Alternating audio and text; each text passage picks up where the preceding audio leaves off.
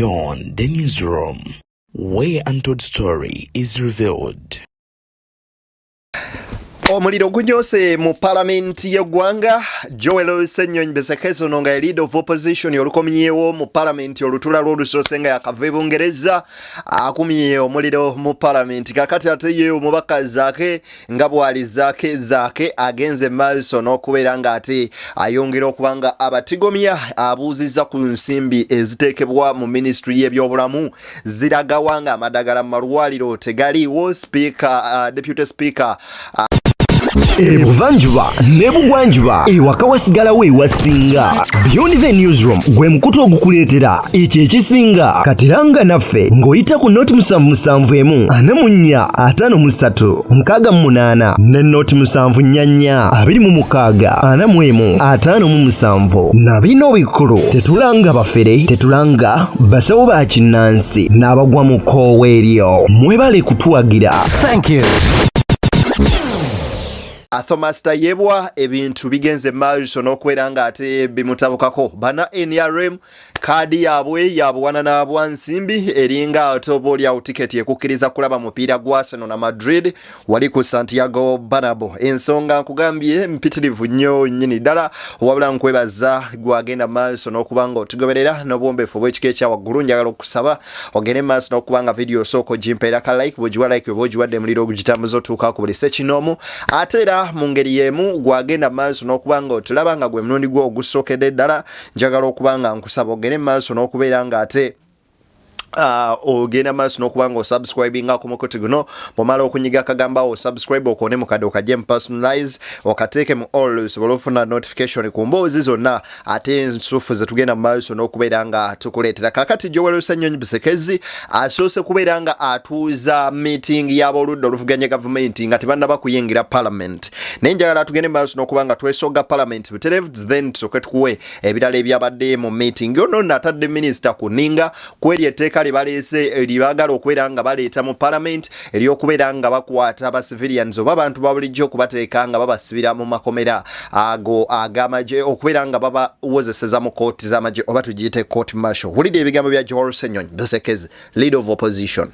Few days ago I raised a complaint asking for government to update us on the question of transferring files of civilians who had been incarcerated by the court martials, the military courts. And after the Supreme Court's decision saying military courts have no jurisdiction over civilians, and of course a couple of, including military persons on particular issues. We have been waiting for these files to be transferred to no avail. It's been week after week, it's over 3 months now, and that has not happened. You had tasked government to get back to us on this issue. The government chief whip did commit to come to this house with a statement through the Minister of Defense, I believe. Incidentally, he did reach out to me, Honorable Bua, something I appreciate him for, to get clarity on exactness of what I had raised. And I did give him information and he captured also what was on the Hansard. So I thought that that reaching out, which was a good thing, should have been followed with that statement which they committed to bring, I think through the Minister for Justice actually. So can government tell us what is happening regarding this matter? Because you are in contempt of a decision of the Supreme Court. It made this determination over 3 months ago, and government committed they are going to transfer those civilian files to civilian courts. That has not happened. Why? Why is government okay with being in contempt of court? Thank you. Yeah, Honorable Alop, let's handle that matter tomorrow. Ndowooza owulira Tayebwa ow'ekitiibwa deputy speaker amugambiddewo eyo ensonga tujja gyogerako enkya wabula kati tusooke tugireke. Wabula leader of opposition Joel Ssenyonyi Bisekezi olwaleero ayimiridde bukolokolo mu parliament n'agiteeka ku nninga ng'ayagala gavumenti eveeyo ennyonnyole ensonga lwaki naguno gwaka fayiro z'abaana abagenda mu maaso n'okubeera nga bakwatibwa ne basibwa mu makomera ababadde batwalibwa mu kooti z'amagye okukozesebwa teziggiwaayo zitwalibwe mu kooti z'abantu ba bulijjo nga kooti ensukulumu mu ggwanga bwe yavaayo n'egenda mu maaso n'okuyisa oba oliawo okusalawo okwayo ng'egamba nti kooti y'amagye terina buvunaanyizibwa oba terina lukusa luwozesa abantu ba bulijjo mu kooti ezo kubanga ziriwo okuwozesa bannamagye nabakwasisa mpisa era kooti y'ensukulumu omulamuzi n'asalawo ne bagamba nti bonna bagifweyo badde ate mu kooti z'abantu kinajjukirwa nti bangi bannabyabufuzi abagenda mu maaso n'okubeera nga basibwa abonna abaana abamu abaali batambula ne Robert Kyagulanyi Center mu His Excellence Bobi Wine mu kalulu ka 2021 bagenda mu maaso abaana basinga ne bakwatibwa 2020 ate ne basibibwa okuviira ddala wali eri ekalangala ngere ennamba nnene kwabo ne kati tebannatebwa nga ne guno gwaka wakyaliwo abawambibwa ne batwalibwa ne bagenda mu maaso n'okubeera nga basibwa era nga tebateebwa wabula ne bawozesebwa mu kooti ez'amagye kakati n'ekyo Olop kyagamba kimenya mateeka kubanga ne kooti ensukulumu yavaayo n'egenda maaso n'okubeera nga ate egisala eba ew'ensala yaayo ng'egamba omuntu wa bulijjo takkirizibwa kubeera nga awozesebwa mu kooti z'amagye kino kinajjukirwa nti mu mwezi gw'11 mwaka gwe tukubye emabega 2024 Dr. Kanukiza Besigye kwoteeka Haji Lutale baali bagenze mu ggwanga erimanyikiddwa nga erya Kenya ku mukolo ogumu ogwali gutegekeddwa mu nnamateeka omukenkufu Dr. Martha Karua nga onono yali agenda beera nga atongoza akatabo ke akamu kwako kw'obwo bwagenze maaso n'okubeera nga wandiika Kanukiza Besigye yakwatibwa okuva mu ggwanga lya Kenya n'aleetebwa na guno gwaka akyagenda maaso n'okubeera nga awere n'emba emisango era y'omu ku abo be bagamba nti fayiro ze zinova mu kooti z'amagye zidde mu kooti z'abantu basobole okubeera nga oboolyawo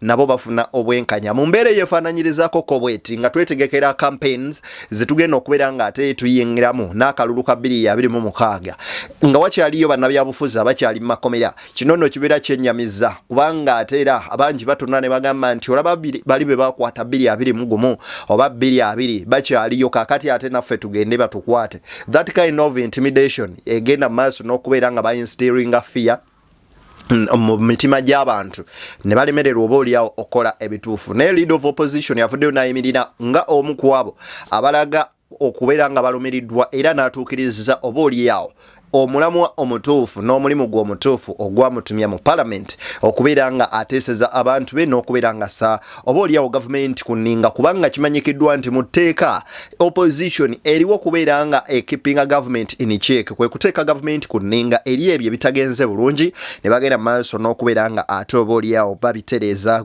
mulungi angoberera kakati Honorable Zaake Francis Butebi ononno naye abatadde kunninga nga ababuuza sente zetuteeka mu malwaliro zetuteekayo mu National Drug Authority sente ezo ziragawa nga abantu baffe bafa nga tebafunye bujjanjabi nga amalagala mu malwaliro tegaliimu olwaliro Parliament egenze maaso n'okukwata omuliro wuliriza ebigambo bya Zaake Francis Butebi. My problem is about the issue in the statement that we've just had. There is always money budgeted to provide for drugs in these hospitals, generally, nationally. But in Mityana Hospital, I've never received any report. All the calls I get from my voters, the people get to that hospital, nobody receives drugs that are for free. First and foremost, money is always solicited from all the patients, almost all patients. On a monthly basis, I actually spend more than 10 millions to provide drug money to buy drugs. Using my mobile clinic in Mityana, I almost spend a lot of money purchasing drugs, treating people, and I'm wondering what is the health sector doing about this? This is what everybody talks about. Bwe balabye biri bwe bityo nga Zaake abatadde ku nninga akazindaalo ke bakagyeeko n'asigala nga ayogera nga tebituuka wabula ebibuuzo bya Zaake bituufu nnyo 10 ku kinnaakyo bw'ebanga gavumenti buli kadde efulumya ensimbi n'ezisa mu Ministry ya Health ne bakwata eddagala ne ba Ministry ya Health n'ekwata ensimbi n'ezisa mu National Drug Authority ne bakwata eddagala lineno ne bali distributinga ku malwaliro ekibuuzo kiri nti lwaki omuntu atuukanga n'okugula panado bamugamba genda ku kliniki wali eri oligule nalabako ko Honorable Muwanga Kivumbi lumu ng'agamba kisoboka kityo okubeera nga eddwaliro ly'eggwanga ekkulu Mulago mu mulyango gwalyo we wali first pharmacy esinga okuba ennene mu ggwanga ngera bakuwandikira na bulungi eddagala ne bagenda ogula eddagala ku pharmacy eri oba genda obaeko woogula ng'eddwaliro lyonna lyetooloddwa pharmacies ekitegeeza nti mu ddwaliro wo tewali ddagala era bakuwandikira eddagala ne bagamba genda oligula eri ekintu nno oba oliawo ekireese okuluma ababaka bano kubanga abantu ba bulijjo bagenda maaso n'okubeera nga basafaring oba nga babonaabona. Zaake Francis yavayo n'akola mobile clinic eno nno eringa ambulance naye ng'erimu buli kika kya ddagala na buli kimu we bakusanga we bakujjanjabira n'agamba nti at least buli mwezi asaasanya miliyoni ezitaka wansi wa miliyoni 10 mu kubeera nga at least providinga oba oliawo obujjanjabi eri bannamitiana naye ekibuuzo kiri nti Ministry of Health sente ze bateeka mu malwaliro ziragawa era eddagala lye bagenda mu maaso n'okuleeta lyo liraga ludda wa ng'abantu tebaliraba abantu bakyafa ng'atalina ssente takwatibwako kyokka nga tugamba tuyina amalwaliro ga gavumenti. Ekibuuzo kiri nti kaakati minisitule y'ebyobulamu ekola ki eri amalwaliro ageefaananyirizaakoko bwe gati kyokka ate oluvannyuma lw'omwezi oba emyezi 3 tewali ddwaliro lyoyitako nga tebakumye ekikomi kya muliro nga bayokya eddagala erigetinz expired. Ekibuuzo tobuuza eddagala eribeera expired lyo livaawa lye bookya ng'abantu tebafunye ddagala then ate abantu bwe babanga eddagala balifuna era ku bwereere then Ministry ya Health eveeyo ekole report n'amalwaliro gakole report ga submitting ennamba y'abantu efunye eddagala n'eddagala libagabye okusinziira ku bika by'eddagala eryo. Oba si ekyo ministry ne government bakole okunoonyereza mu bantu ba bulijjo abagenda mu malwaliro ganeeno basobole okulaba nti abantu ba bulijjo batuusibwako services ezo ze basuubira okuva mu government ate era ne government erondoole services zaayo zeewa abantu basobole okulaba nti buli nsimbi gye basaasaanya ekituufu kiri nti ekola omulimu ogwo gweteekeddwa okukola so sigenda maaso n'okubeera nga gavumenti buli kadde esaasaanya ensimbi nerowooza ebintu ebikoze kyokka ng'ate ebintu byebadde ekoze bye tulowooza nti gavumenti ebikoze in actual sense abantu ba bulijjo teba receiving that service mu return kyova olaba abanoonyeza NRM akalulu basinkanye nnyo obuzibu nti services yo nga gavumenti byerowooza nti ebiwadde abantu abali supposed okutuusa obuweereza obwo ku bantu bo beekoledde byabwe oba oliawo bo tebataddeyo na mutima kugamba nti katukole kino ku lw'eggwanga lyaffe so abamu ku abo abaliwo okutuwa obuweereza bo munnange beekolera byabwe tebakyali ku bya for God and my country wabula for God and my personal stomach oba my family ekintu nno ekyobulabe ennyo nnyini ddala awo wennyini Joel Ssenyonyi agenze maaso n'okutegeeza ababaka b'opposition nti kaka kutande obeerenga wagenda maaso n'okusa erinnya lyo ku listi eraga nti nno tewakwata ku miliyoni 10 oba wazizzaayo n'obanga wazirya tugenda kwanika mu lwatu ensi yonna egende maaso n'okubanga ekimanya nti gwe wali ensimbi ate n'ojja weefuula ataazirya. Wuliriza. So if you who gave out that money, you know that some of the people who have signed this document, you gave them your money. Please come out and expose them. Because they are publicly saying we are not party to your drama and nonsense. So, if you gave out money and you know that some of the people, because we are going to make these lists public, and some of the people you gave money to have signed because they are saying we are not party to your corruption and confusion. So if you know that some of those who signed, you gave them your money, please come out and expose them. That's the other essence of signing here. So that ultimately we are able to have a stance taken. So it's important in that regard as well. Joel Ssenyonyi ategeezezza nti jjukira nti President Museveni yavaayo n'ayogera n'agamba ng'avumirira Muwanga Kivumbi ng'amugamba lwaki beefuula abalabise ennyo gavumenti naye agenda avaayo abalabise kubanga bajjayo ssente z'ebisiyaga n'ebintu ebiringa ebyo abazungu ne babafandinga ogenda mu maaso n'okubeera nga oba oliawo bakwata gavumenti okugirabisa oba n'ogisiiga ekifaananyi ekibi mu bantu. Kakati Joel Ssenyonyi agamba nti bw'oba ng'omanyi nti nno omubaka ono muwamuwa ssente jangu n'obujulizi olage naffe tujja mubawa nti ye ekituufu omusajja adde yasayininga wano naye ekituufu ensente zammwe yazirya. Yakati Joel Ssenyonyi awo nno si waakomye wabula ayongedde n'akola bw'ati. Wuliriza. Sanyibwa classified buli obutabalika trillion 16 n'obutundutundu 8 16.8 trillion kiba kitegeeza nti buli mwaka classified on average buba obutabalika 3 n'obutundutundu 3 3.3 trillion shillings. Ezo sente zikola ki bannange? nalaba General Museveni abyogerako ku bbaluwa nti kakati classified zituyamba kola kino nakiri. Yes, buli ggwanga libeera ne classified naye okusukira ddala erina okuba nga bw'ogipima ne ssente ezigwa mu ggwanga eryo kikola amakulu. N'ekirala classified eno ntalo ki ze tuli mu kulwana kubanga n'entalo ze tulimu South Sudan bajja wano juzi nga baagala ssente budget eza South Sudan. Congo era wabeerawo ssente z'enjawulo n'ebirala. Kati zino zo zikola ki? Tetugamba nti zino ssente ze babba mu ngeri eri organized corruption kubanga zino ssente tewali aziwoditinga n'abalina okuziwoditinga tebakikola akatiimu akalina okukikola. Kati zino ssente zibabbiramu ssente z'omuwa omusolo bino ebintu bya classified. Era kyovudde olaba tugamba twagala people accountability ku nsonga zino. Mwebale nnyo bassebo ne bannyali.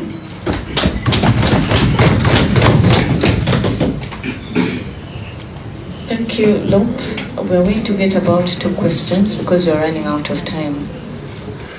Leader of opposition agenda maaso n'okubeera nga atunnyonnyola nti obutabalika busatu 3.5 trillions sente zigenda mu classified budget ezitakolebwako audit ezitateekebwako mbalirira yonna zebagenda maaso n'okusaba yeebuuza zino sente zikola bikinga ne bwe baba batuuse okugenda mu ntalo ng'e Sudan era amagye gajja ne gasaba ate sente mu parliament ne babaterawo budget yaabwe ne babawa sente.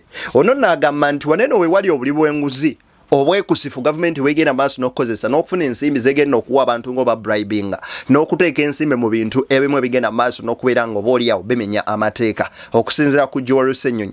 Kale nno ebintu bifaananyirizaako bwe bityo mwattu biswaza era bikwasa nnyo ennaku. Kaakati bo bana NRM bulijjo bagamba nti kaadi zaabwe tezitundibwa n'ebintu ebiringa ebyo. Ayagala okwesimba ku kifo ky'obwa president oba national chairman we NRM ayina osasula milioni 20. Ayagala okufuna kaadi nga omubaka wa ayagala okwesimba mwenna registration milioni 3 buli omu ajja asasula milioni 3. Kaakati nkusaba owulirize ebigambo bino tweyongereyo. Kuno omuntu yenna ayagala okwesimbawo okubeera national chairman we NRM agenda kubanga asasula obukadde 2, member wa parliament obukadde 3, lord mayor akakadde 1.5, city councillors 5, lord councillors akakadde 1, chairman owero C5 akakadde 1, LC5 councillors 2, city division mayors akakadde 1, municipal mayors 75, municipal division councillors 10, sub county councillors oba abakumagombolola 2, bakansala abajja ku gombolola nga bava ku miruka 2, chairperson owero C1 nomination fee ya 1,000. Nziramu mu structures z'NRM chairman we NRM ayagala okubeera chairman we NRM. Ebyo mubiwulidde kati kansooka enkuwe wano. Abantu abakulu wano mu bukulembeze tebatuleze ne bwe balaba tuvaayo kola mobilizations okupromotinga NRM baba bamanyi tugenda beesimbako era be batulwana. Nze nina olukindo nga lwantuswako chairperson C5 nalisuubidde mukazi munange kurani okunwanirira bayegatta 2. Bwe muba muwulira nga mugenda kubaawo okulumya abavubuka tugenda kuyiwa gavumenti y'NRM emubende ate tukisobola. Mwandibanga muzze kuwerekera NRM ng'ebulira mu ntaana ya opposition. Omuliro gunyoose banange. Ebigambo mubiwulidde lwaki mwagala nnyongereko ebyange awo we mbateeredde nze Deni beyond the newsroom ayagala olanga naffe tukubireko noti 774 4 5 6 noti 7 noti 7 26 4 5 tukubireko tulange business yo beyond the newsroom gwe mukutu koja amawulire agalinga ago obugambo obwo busembyeyo obwabakaba NRM emubende bakansala nga bagamba nti mwandi bamuzze kurekera NRM ng'eggwerayo mu ntaana ya opposition nga yeeyimuka. Ebigambo mubiwulire mubifumiitirizeeko muteeke mu comment section. Nze mbatadde.